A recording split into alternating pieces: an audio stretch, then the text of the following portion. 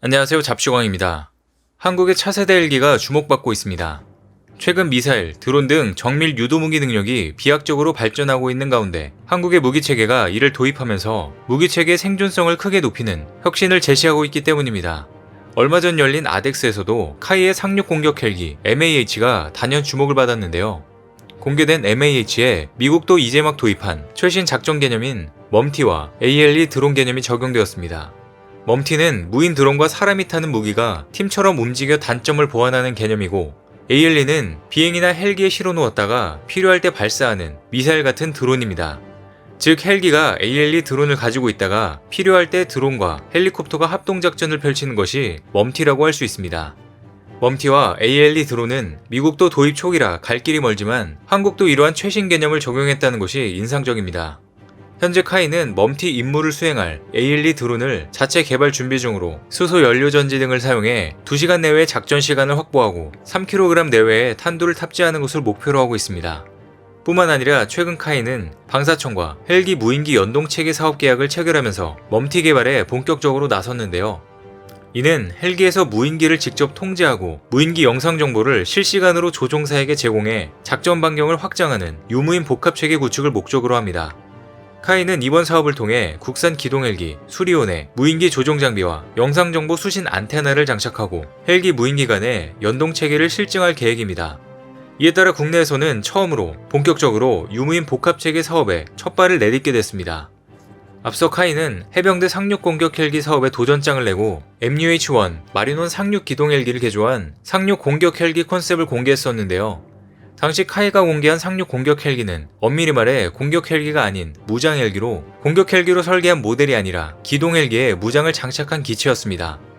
마리논 헬기에 무장과 일부 센서만 추가한 버전이지만 국내 연구 개발이 가능하다는 이유로 관련 사업을 밀어붙였었는데요. 그래서 마리논 무장형 기체 자체의 한계점 때문에 여전히 비판론이 많습니다. 실제로 해병대 상륙작전 시 마리논 헬기를 호위해야 하는데 방탄 장비와 무장을 잔뜩 실으면 마리논보다 속력과 기동력이 느려지는 문제점이 있습니다. 그러면 도리어 호위를 받아야 할 마리논이 공격 헬기 속도에 맞춰 속도를 늦춰야 합니다. 이처럼 논란이 많았던 해병대 상륙 공격 헬기 사업은 결국 국내에서 개발하는 것으로 지난 4월 최종 확정됐는데요. 방사청에 따르면 우리 군은 오는 2031년까지 총 사업비 1조 6천억 원을 들여 국내 기술로 상륙 공격 헬기 24대를 제작하기로 했습니다.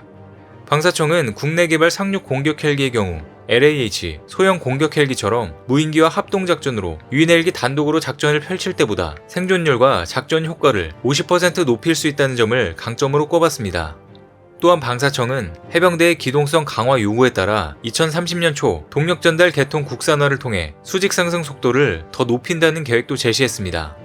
하지만 여러 논란 등으로 한국이 헬기를 만드는 기술까지 부족한 것이 아니냐고 하지만 자세히 들여다보면 사실 그렇진 않습니다. 잘 알고 계시는 아파치 가디언 공격 헬기 동체도 한국이 만들고 있는데요. 방산업계에 따르면 카이는 지난해 보잉사와 계약을 맺고 2002년에 이어 두 번째로 한국에서 아파치 가디언 공격 헬기의 동체를 만들기로 했습니다. 앞서 2002년 카이는 전 세계에 판매되는 아파치 공격 헬기의 동체를 독점 공급했었는데요. 보잉사가 아파치의 동체를 해외에서 제작한 것은 이때가 처음이었습니다. 그만큼 충분한 기술력과 품질을 갖췄기 때문으로 볼 수 있는데요. 우리 육군용 아파치 가디언 1호기 동체도 카이 사천 공장에서 출고돼 보잉사에 납품됐습니다. 카이에 따르면 이번 2차 사업에서는 2028년까지 사업비 3조 1,700억 원을 투입해 36대의 공격 헬기를 확보할 예정입니다. 현재 후보 기종으로는 육군이 운영 중인 아파치 가디언과 벨사의 AH-1Z, 바이퍼, 그리고 터키의 T-129 공격 헬기가 언급되고 있는 중입니다. 기동전의 핵심 전력으로 꼽히는 국산 헬기의 역사는 생각보다 오래됐습니다. 우리 군에 헬기가 처음 도입됐을 때는 1963년으로 당시 우리 군은 미군이 운용하던 OH-23 레이븐 3대를 증여받았습니다. 이로부터 3년 뒤 UH-1H 소형 기동 헬기를 도입하면서 우리 군의 헬기 운용이 본격화됐습니다. 1976년 미국의 500MD 민수용 헬기를 기술 도입 생산하면서부터 국내 항공산업이 본격적으로 첫 발을 내딛었는데요. 대한항공은 미국 500MD 제작 업체로부터 권한을 양도받아 투호 미사일, 로켓, 기관총 등을 무장해 국내 최초로 조립 생산을 진행했습니다. 이를 기점으로 1980년대 후반부터 미국의 블랙호크 헬기를 면허 생산하게 됐고 헬기 동체, 구성품에 대한 제작 주문이 이어지면서 국내 헬기 산업이 본격화됐습니다. 이후 공격 헬기인 AH-1 코브라와 AH-64 아파치, 대형 기동 헬기인 시누크가 도입되면서 비로소 한국이 세계 4위의 헬기 강국으로 우뚝 서게 됐습니다. 그럼에도 불구하고 여전히 부족한 부분은 있지만 한국은 헬기 강국으로 도약하기 위해 각종 부품의 국산화를 추진하며 노력을 멈추지 않고 있습니다. 실제 지난해 방사청은 수리온의 기어박스를 국산화해 성능을 높이는 발전 방향을 발표했습니다. 차세대 고기동 헬기 개발을 추진하면서 기어박스 기술을 함께 확보한다는 목표를 세운 겁니다. 현재 군용 헬기에 사용되는 기어박스는 전량 수입에 의존하고 있는데요. 기어박스는 소재와 부품 기술의 집약체라는 점에서 기술만 확보한다면 파급 효과가 굉장히 클 것으로 보입니다. 실제로 헬기의 기어박스를 자체 제작한 나라는 몇 군데 없는데요. 한국기계연구원은 올해부터 양산 예정인 한국형 중고도 무인 정찰기의 기어박스 개발 경험을 살려 기술 확보에 나서겠다는 계획입니다. 최근에도 한국은 수입에 의존하던 기동헬기 부품을 국내 개발에 성공하면서 가능성을 보여줬습니다. 방사청에 따르면 이번에 개발된 부품은 다목적 기동헬기용 변환 정류기와 5인치 한포용 슬라이드로 이에 따라 부품을 적게 조달하는 것은 물론 수입품보다 저렴하게 조달할 수 있게 됐습니다. 향후 5년간 200억 원가량 절약할 수 있게 되었는데요.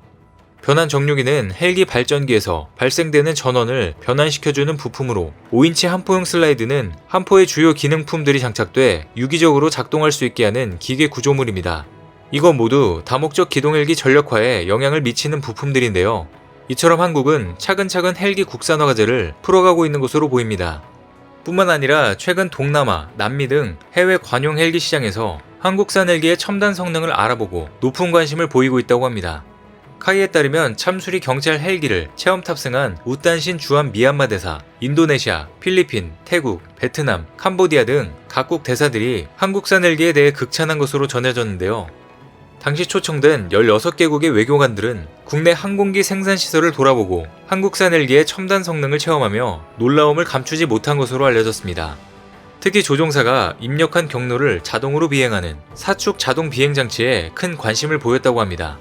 현재 카이는 동남아시아에 국산 헬기를 수출한다는 목표를 세우고 있는데요. 아시아에서는 인도, 중국을 빼면 헬기를 제조하는 국가가 없어 한국이 충분히 시장을 개척할 수 있을 것으로 보입니다. 뿐만 아니라 한국은 이제 헬기 엔진도 직접 만들 수 있을 정도로 기술력을 확보했습니다. 방산업계에 따르면 한화 에어로스페이스는 F-15K 전투기, T-50 고등훈련기 등 우리 공군의 주력 항공기 엔진뿐만 아니라 한국형 헬기 수리온의 국산화 엔진을 만들어내고 있습니다. 특히 차세대 한국형 전투기인 KF-21 사업에 항공기 엔진 통합 개발을 수행하고 GE와 기술 협약을 통해 엔진 부품과 주요 부품의 국산화를 추진하고 있습니다. 한국은 여기서 더 나아가 차세대 고기동 헬기 개발 사업을 추진하면서 앞선 기술력으로 세계 헬기 시장을 이끌기 위해 준비 중입니다. 최근 카이는 미 육군의 FVL 프로그램을 벤치마킹해 한국판 헬기 전력 증강 프로젝트인 차세대 고기동 헬기 사업을 추진하는 청사진을 제시했는데요. 고기동 헬기는 기존 헬기보다 작전 반경, 속도 등 성능을 2배로 향상시키는 것이 목표입니다.